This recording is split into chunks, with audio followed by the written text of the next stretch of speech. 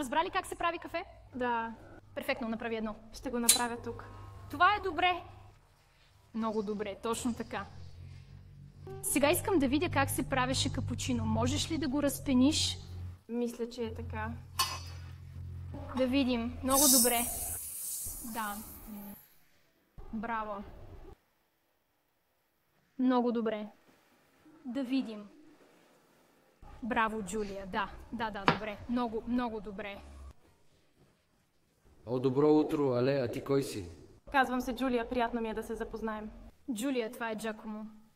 Мой стар приятел, а също и колега. И ние се редуваме. Ти трябва да си новата сервитьорка? За сега съм на изпитателен срок. Но ти вече се справяш чудесно. Виждам това.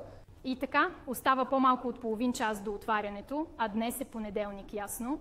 Така че ще бъде лудо, защото ще имаме всички тези хора, които ще идват тук от съседните офиси. Всъщност сме препълнени. Така че се пригответе. Какво няма да останеш?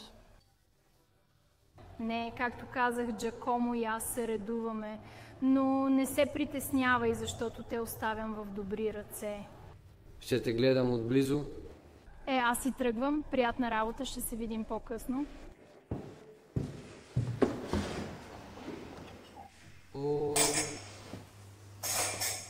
Хайде, не се притеснявай. На разположение съм за всичко, ясно? Добре, благодаря. Няма проблем. На твое място обаче бих свалил блузата. Моля? Знаеш ли, увеличих отоплението и скоро тук ще е като във фурна. Казвам го за теб.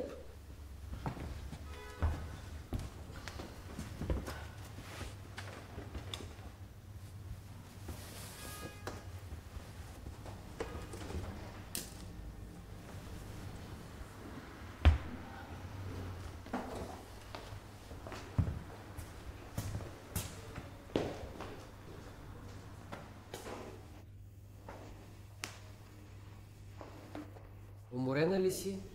Да, доста уморена. Толкова си напрегната, че сега можеш да се отпуснеш, нали? Да, но все още трябва да приключа с почистването. А Алесандра ми изпрати съобщение по-рано. Наистина? И какво пише в него? Казва, че за съжаление не може да дойде днес, защото не е намерила детегледачка за сина си. За щастие ние с теб сме тук. Ти и аз разбрах, че това е работа на непълно работно време. Да, разбира се, но понякога има спешни случаи като този. Но ако си заета... Не, аз мога да се освободя. Освен това, нали знаеш, Але ми каза да й кажа как си минала днес и аз бих искал да мога да й кажа, че всичко е минало добре. Защо? Не е ли така? Това зависи от теб.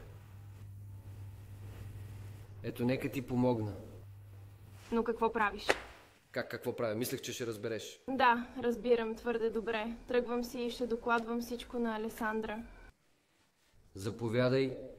Да видим кой ще повярва. На мен или на теб? Запознах се с нея, когато бях на 20 години. Хей, как върви? Але мислех, че няма да дойдеш днес. Но после бавачката се освободи, така че успях да дойда. И така, Джулия, как мина първият ти ден? Всъщност... Не добре, за съжаление. В касата липсват пари, а Джулия казва, че не знае нищо за това. Вярно ли е това? Не знам за какво говори Джакомо, но си тръгвам. А тези? Те не са мои. Разбира се, че не са твои, те бяха в касата по-рано. Джулия, никога не съм очаквала това от теб. Знам, че имаш нужда от парите, но бих предпочела да ме помолиш за тях. Извинете ме, тръгвам си.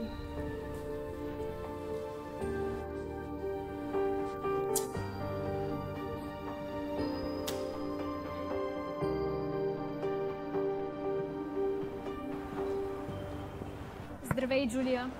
Алесандра, здравей. Слушай, наистина се надявах да те видя. Случайно все още ли си търсиш работа? Да, за съжаление е много трудно. Виж, предложението ми все още е в сила. Благодаря, но по-добре не. Разбира се, разбирам. Но е важно да знаеш нещо. Аз уволних Джакомо. Какво?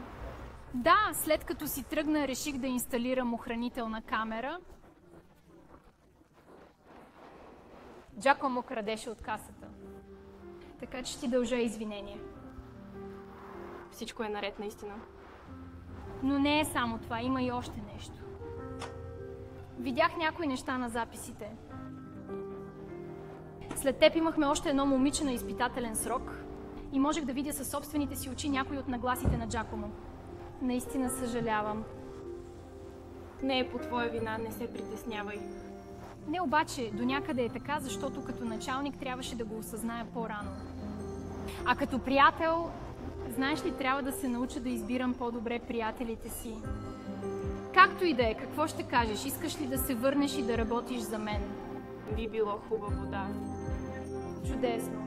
Добре, тогава нека да направим това. Ще изберем следващия барман заедно. Добре, нямам търпение. Повечето от историите в нашите видеоклипове са вдъхновени от реални събития и ако имате такова, бихме могли да го използваме като вдъхновение за бъдещи видеоклипове.